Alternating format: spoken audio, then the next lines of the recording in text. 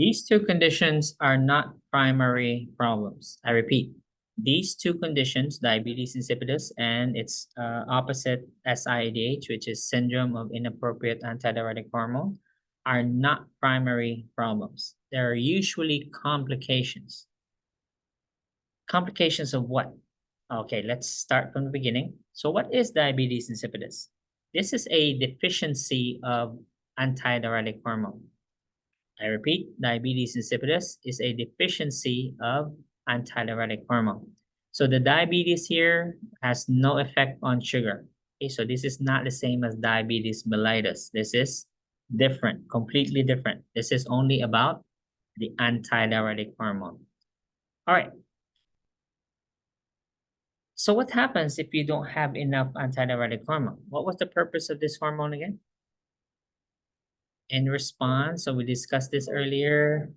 Okay, fluid deficit. Remember, hypothalamus will trigger its release from the pituitary gland if it senses low blood pressure or high blood volume. Yeah, meaning the concentration of the blood is low. This will trigger the release.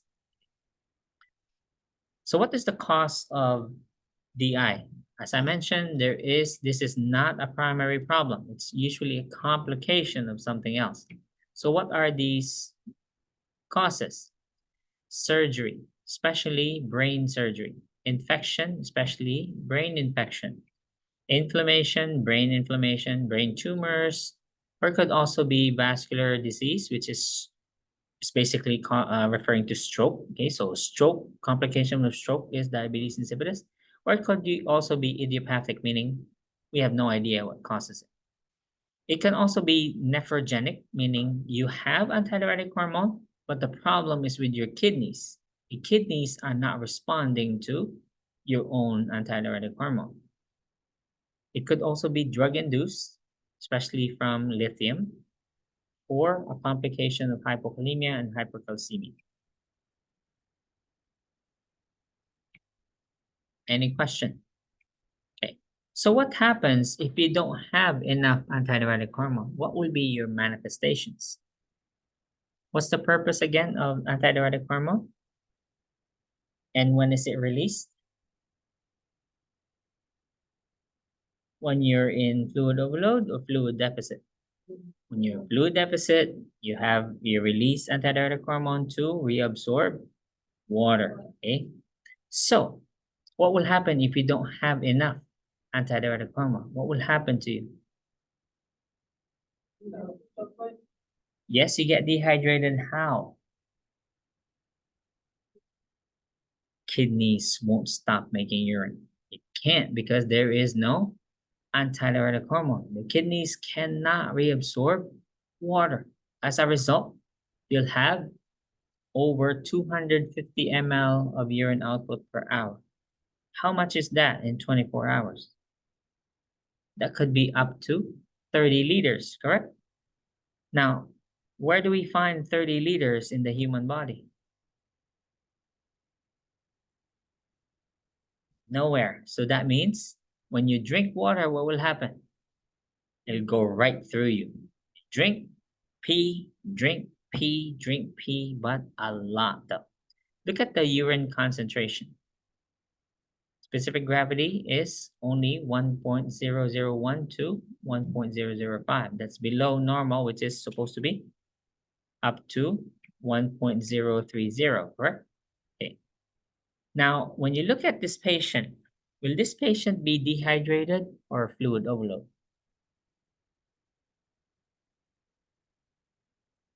Dehydrated. Okay, so but let's compare. Okay, so look at this paragraph here. It says the urine specific gravity is low or high. This is low. And there's thirst. Okay, so here the patient's findings are they're very dehydrated. Okay, if you look at it, very dehydrated. There's weight loss because they're peeing a lot, losing so much water. But let's compare this to the table we were looking at earlier. So this is page 1451. Let's go back to the dehydration table. So we looked at hypovolemia And there was we had a table comparing both right here. Diabetes insipidus is dehydrated or overloaded? Dehydrated. And what did it say was the urine specific gravity? High or low? Low. Look at fluid volume deficit here. What is the urine specific gravity?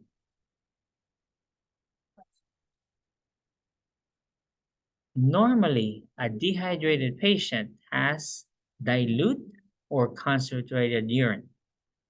Concentrated. But what do you see in diabetes insipidus?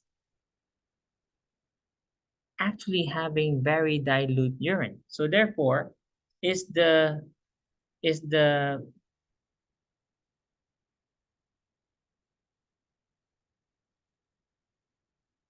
is the um,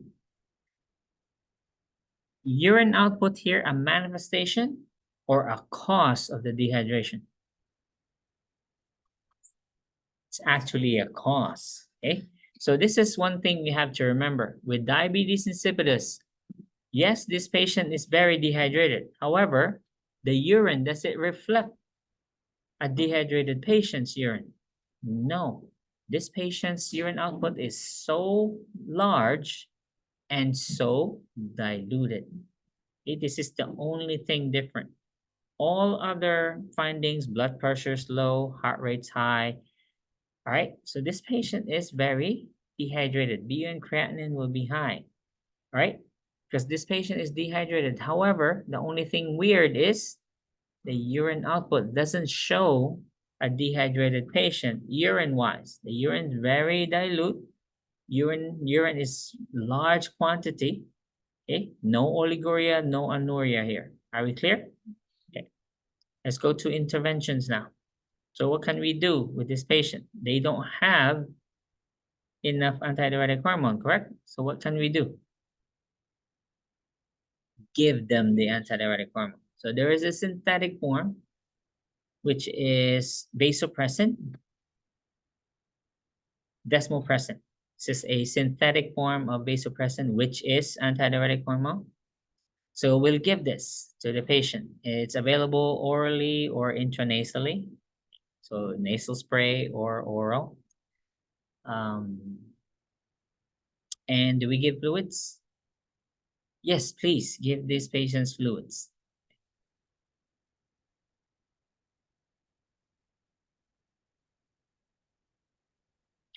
If it's nephrogenic, these are the options. We actually give diuretics if it's a nephrogenic type of diabetes insipidus, which is, if you think about it, why, right? Say, why? But this is the proven treatment, okay, if it's nephrogenic. Just like any other dehydrated patient, of course, you watch weight, intake and output labs, right? No different. Any questions on diabetes insipidus? Okay, let's wrap it up with syndrome of inappropriate antidiuretic hormone. But this is the opposite. Patient has way too much antidiuretic hormone here. And just like diabetes insipidus, do you think this is a primary problem? No, this is also a complication, just like diabetes insipidus. And just like diabetes insipidus, wherein this is usually caused by, what were they again? Brain tumor, brain surgery, stroke, yeah? Mostly cerebral in nature, yeah? Or also we have nephrogenic and also drug-induced. This one, similar. In addition to brain trauma, stroke, though, this is also a complication of cancer. Not just any particular type of cancer, but most cases are from lung cancer or any other patient, a bronchogenic cancer also, meaning lung and bronchial cancer. Are common causes in addition to stroke, head injury. So in stroke or brain trauma, you can either have diabetes insipidus or SIADH. It just pure luck, but either one is of course life-threatening. SIADH is life-threatening because this patient will be in so much fluid overload, they could go into heart failure, etc. Same thing as SIADH.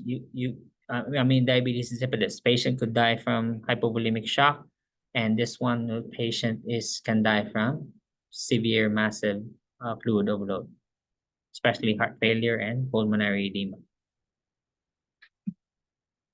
So here are the causes. Manifestations, of course, is this patient in fluid overload or deficit?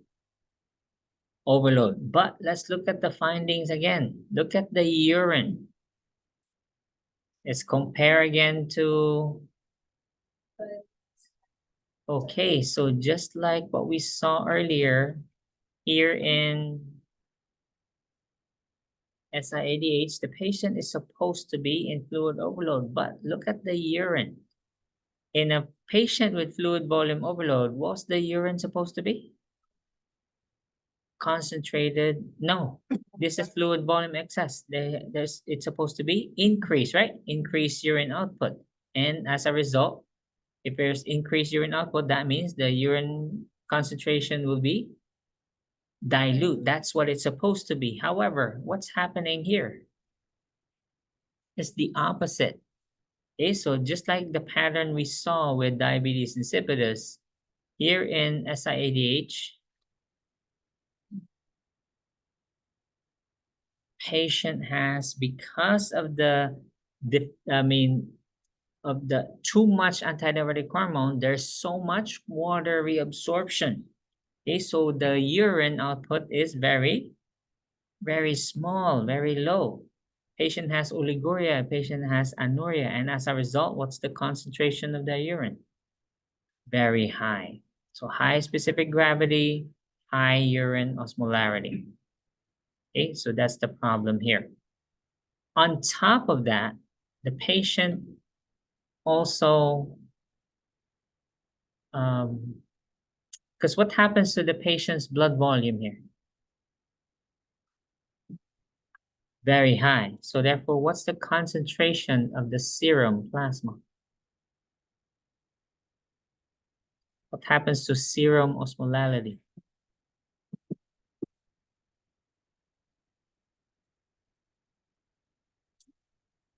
I have so much water in my blood. So what happens to my osmolarity, serum osmolarity?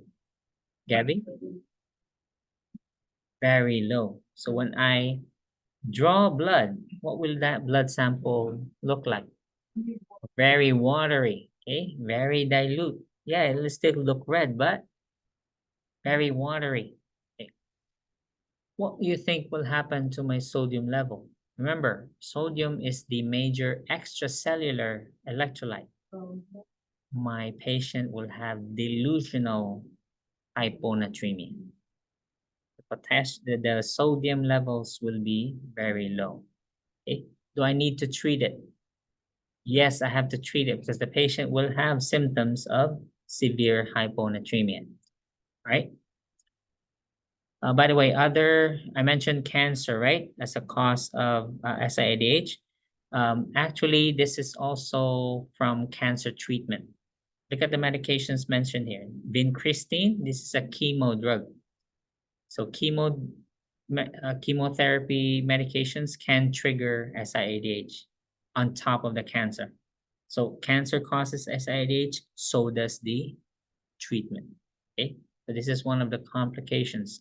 In fact, this is an emergency. When you're in SIADH, it's an emergency. Okay, it's a life-threatening emergency. So what do we do? Since it's a complication, right? It's never a primary condition. Something else caused it, either the cancer or the cancer treatment or the brain trauma, for instance. So as mentioned here, what do we do for patients with SIADH? Because it's generally self-limiting and treatment is focused on the underlying cause. So we treat whatever is causing the SIADH. However, we have to treat the symptoms though. Can we give diuretics? No. Okay, let's read it here.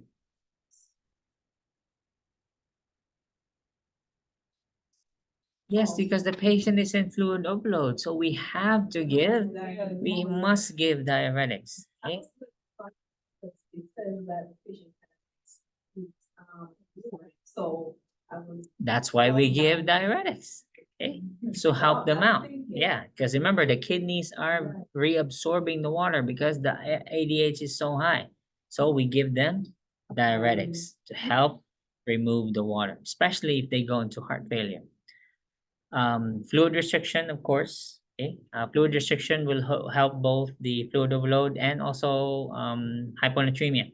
So when your sodium levels reach around 120 or less, we institute fluid restriction because when we allow them regular water, they'll just keep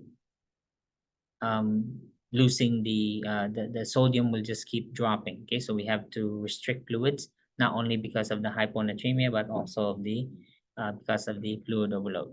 Okay. Now for the medications, we can give. It's not mentioned here, but let me see. Yeah, okay, it's not mentioned, but there is an option to give tolvaptan. Just write it down, but I won't test it. But just in case it's on the NCLEX, so there's two Vaptan drugs. Vaptan is VAPTAN, Vaptan. So it comes in two forms. It's Conivaptan or Tolivaptan. I think that's it is.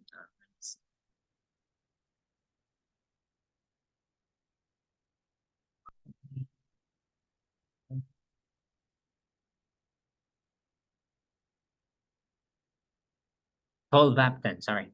So it's either Conivaptan or Tolvaptan.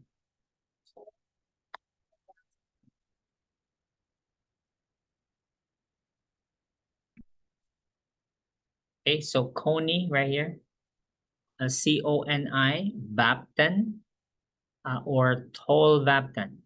These two drugs are used to treat severe hyponatremia. However, they can't be given outpatient though. Only inpatients can be given Conivaptan or Tolvaptan because they can potentially increase sodium levels too much. No, so we need to monitor them. We can't give this outside the hospital. Plus, they're in a IV solution form, so they have to be inpatient for this administration. Okay. So that's exclusively given to really severe hyponatremia, meaning we've already done fluid restriction and it's still not helping. Sodium levels, we've already given, because we can give salt tablets to these patients as well, and it continues to be low, then that's an option. Okay? Conivaptan or tolvaptan. But again, only for inpatients. Usually we give it if the patient's in ICU, okay, just to make sure they're closely monitored. Any question? That's about it for SIADH. Before I end, let me just mention, because SIADH only affects water directly, although it indirectly affects sodium, yeah? It causes hyponatremia. Will this cause edema? Because the sodium is low. Water levels are so high. Will you see edema? Yes. Actually, no. Because the sodium is low. Water levels are high, but sodium is low. There is no edema here. However, if the patient develops heart failure, will they have edema? Yes. So therefore, when a patient has SIADH, you normally don't see edema. But when you do, what does that mean? The patient's in heart failure already. Are we clear?